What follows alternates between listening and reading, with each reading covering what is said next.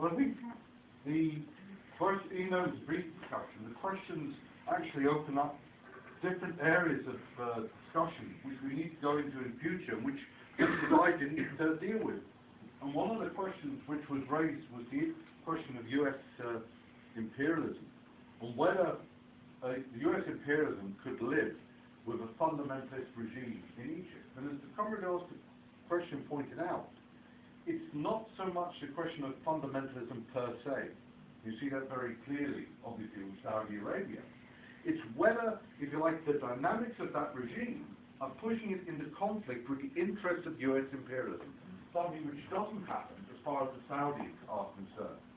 But the question, which, for instance, which that opens up, and which I didn't mention in my introduction because of time, is what will be the effect of the revolution or the upheavals in Egypt on the rest of the Middle East. Now, on the one hand, there's the question of the other countries which have been mentioned, where there have been small protests in some other countries, like rumours of small protests in Libya and things like this. But each countries are very different. For instance, in the Gulf states, the citizens of the Gulf states have been given enormous concessions in the recent period by the rulers who want to ensure that, like, the Gulf states remain quiet. But the point is, most of the working class in the Gulf states aren't citizens of the country, are migrant imported workers. And therefore, the whole situation is completely different. The citizens of Kuwait have all been given cash handouts and free food, I think, for 10 months or a year. But they're the citizens. They're not the workers, because the workers are all imported from either from other Arab countries or from Pakistan or India or places like this. So the countries are quite different, even from the point of view of Libya, quite different, because it's a small population, huge oil money, and a large amount of migrant workers. But the other international impact of what is happening in Egypt is the relationship with the question of Israel. There'll be an immediate demand for the lifting of the stopping of the Egyptian participation in the blockade of Gaza. Once the southern Gaza border is open and there's free movement across that changes the whole situation. It changes the whole situation as far as the Israeli government is concerned, because they've used the virtual siege of Gaza as a way of punishing the population. Once there is free movement, I think it's inevitable in the next months they'll have to grant it. There's an enormous pressure in Egypt for lifting the blockade of Gaza. That will have a big effect. Now, also it has an effect in Gaza, because Hamas have not been supporting the movement in Egypt, because they've been afraid of similar movements. There have been some protests in Gaza by young people against Hamas, which have been repressed. You don't know whether it's true, but on Friday, the BBC were reporting that they couldn't get any Hamas leaders in Gaza to make any statements on Egypt. They couldn't. They're refusing all interviews. And that is because they're scared, mainly from the point of view of the challenge to their dictatorial control in Gaza. But from the point of view of the Arab-Israeli conflict, should we call it that, it's a fundamentalist regime in Egypt would pose a challenge possibly pose a challenge to U.S. imperialism because of its impact on the relationship with Israel. And that is why it would be more difficult for U.S. imperialism to live with a fundamentalist regime in Egypt. It's not per se because it's fundamentalist, it's a question of the interplay with the whole Middle East. And by the way, this is another important factor that with the movements which are developing, if there was, for instance, a movement in Jordan, that will also transform the situation and pose the question of new conflicts of what is going to happen between Israel and the Arabs. I haven't got time to go into that. There's even some cynical capitalist commentators who are saying that really at this moment the only stable regime that the Israelis can rely upon is Syria. And they're advocating do a quick deal with Syria, give up even the Golan Heights, and therefore try at least to have one regime you've got reasonable links with. Anyway, whether that happens, that's a different question. But it's an illustration of the international impact of what is happening. There also is another question, which is the impact on the international economy. If there was a further descent into crisis in Egypt, that could also have an effect on the price of oil. Whether or not transport through the Suez Canal is stopped, that's a different question. Even if it is, I think US imperialism was very loath to repeat the examples that the British and French invading as they did in '56. But if there was, already we see the price of oil going up, if there was a further crisis in Egypt or in other Middle Eastern countries, which produced a spike in the price of oil, that could actually be the trigger which starts off a new economic recession. It wouldn't be the underlying cause, but it could be the trigger if the price of oil goes very high. So there's quite a number of worldwide implications coming from a movement which is actually taking place in Egypt. Now, I haven't got time to go into all the different points, so I think quite a number of interesting questions were raised. But I'd make just a couple of points that, first of all, to underline the fact that there is no prospect of stability. There's no prospect of stability in Egypt.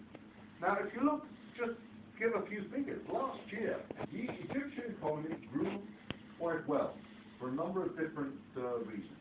It grew by over 5%. But at the same time, food inflation was 22% in Egypt.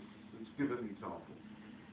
But even though the Egyptian economy grew by just over 5% last year, that wasn't enough to provide work for all the new workers, young people coming onto the labour market. They think just to provide work, because of the age of the Egyptian population, the average age is in the mid-20s of the Egyptian population, just to provide work for people newly coming onto the labour market, that means people leaving school or university, they need, just to provide work for that new layer each year, they need the economy to grow between 6 and 7%. So even last year, which was a good year, they didn't manage that. And that's before making any real inroads into the underlying unemployment.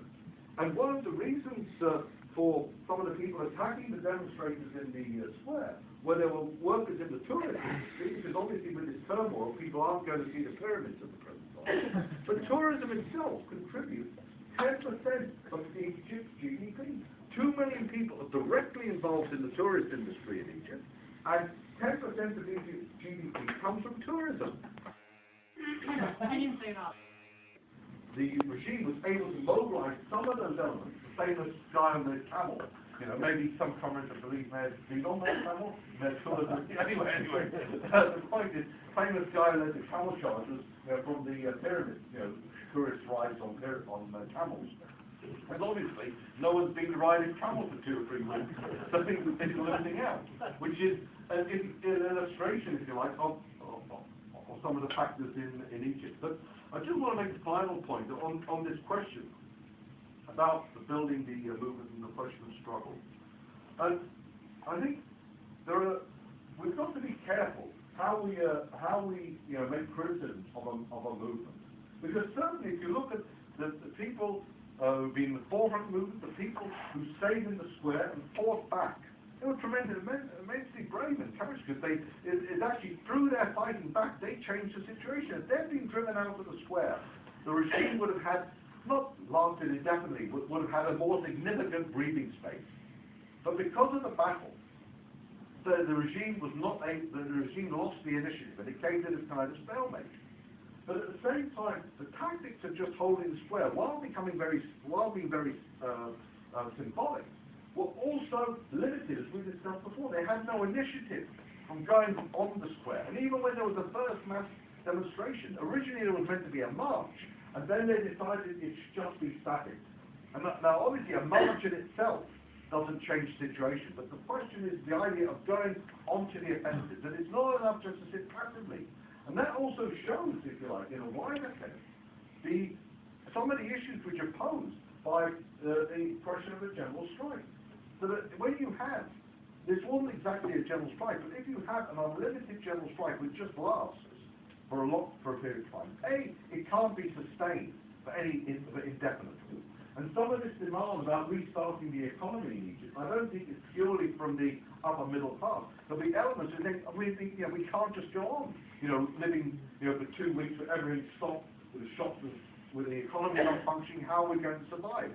And it's especially in a country like Egypt, where many people live from day to day. They don't have deep freezers stocked with food which they can live on for 2 or 3 weeks or whatever. They don't have that. People live from day to day, and where the entire economy comes to a halt, where many people, if you like, working per day, they have daily jobs. They can't indefinitely not be working. There'll be pressure just to resume life, just to survive. And that shows the limitations of just an unlimited general strike. But just by sitting with arms folded, to use the old syndicalist idea, the idea of a general strike, sit with arms folded and the country comes down, which was actually partly also in the old Chartists, in the Owenite movement at one stage, the idea, the grand national holiday they called a general strike. People just go on holiday and the system collapses. Well, it doesn't work like that. The question is, a general strike like that poses the question, as we always explain it, who runs society? And in a way, the mass demonstrations that are shut down in Egypt pose the question of who runs society. And because there was no leadership or no force able to say, this is what we should do, so that we don't just stop society, but we take it over, we remove the old regime. It allowed, if you like, capitalism in Egypt up until now to survive, and the regime to a certain extent to survive, and to try and manipulate the transition. How in fact it unfolds, that's a different question. It'll be a struggle of real forces. They may catch up a government. It may last a few months. They may even last until elections. What happens after that? Because from the point of view of the working class and youth, as I said before, the winning of democratic rights is extremely important, but it's not just an end in itself. Yes, it's wonderful to live in a society where you don't feel oppressed, where you say you can do what you want to do. But also at the same time, the democratic rights are used as weapons to secure better wages, to secure a better future, to fight on all the different demands. And if there is a period of democratic rights, then the working class and youth will use them for their own, to secure their demands, and that will lead to a heightening of a class struggle, which will in turn will have an effect on the whole development in Egypt. So we've seen, as I said before, this tremendous movement in Egypt, which is, if you like, Act 1 has, if you like, mortally injured Mubarak himself. How much of the regime initially goes down with Mubarak, that we'll have to see depending on events. As I said, there'll be ebbs and flows, but what is absolutely clear, there will be no stability over a longer period of time. There'll be a period of the different battles. And this comes on to the very last question which I'll answer, which is, Comrade asked, what about the CWI in Egypt? At the present time, because we noticed, if you like, before already what was happening, we've had comrades who've been going to Egypt at different times over the last 2 or so years. We know people in Egypt, we've circulated material in Arabic, obviously, in Egypt. But there were people who were friendly with us, but nobody who we could even call really close sympathizers. With the development of events, of course, we sent comrades into Egypt. We have only a limited number of comrades who speak Arabic.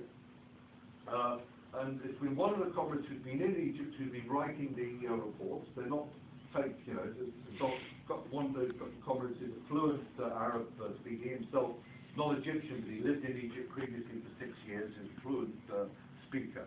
And he's been, with other comrades as well, working there. But it's only just a beginning. This is the most, like the first exciting phase. But really for us, as well as being there to learn what is actually happening, what will also be important is the question of how we follow it up. And this is going to be the question of resources. Egypt is very important, but as comrades have hinted, it's not going to be the only country in the world which is going to face turmoil. We're going to see turmoil in most countries of the world, and therefore, from a point of view of the international, we have to choose where we intervene. It's not always an easy choice, but given the importance of Egypt, the biggest Arab country, over 80 million people, its pivotal role, the experience what has already happened, we will have to see how we follow this up. Both from the point of view of learning more about what's actually happened, because we have a general idea, but as like I said, in relation to the city of Suez, we don't really know what happened, for instance, in that area. We need to learn more what's happened from it, to enrich our own experience and understanding of revolution, but also to utilize that from the point of view of seeing what we can do to help build a Marxist tendency, the Marxist core, which is needed in Egypt, which will play a role in the class struggles which will come.